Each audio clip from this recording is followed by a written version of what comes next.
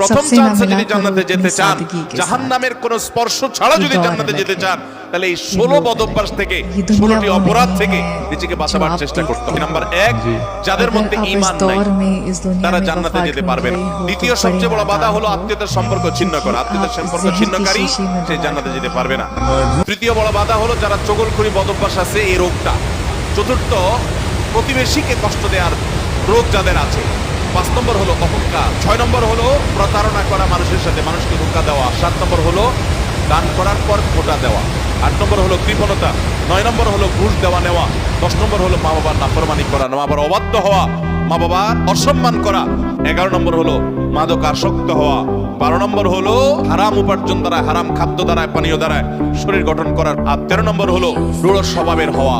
14 নম্বর হলো গণক হওয়া। 15 নম্বর হলো ব্ল্যাক ম্যাজিক করা, ব্ল্যাক ম্যাজিশিয়ান। আর 16 নম্বর হলো সিল্কের পোশাক পরা।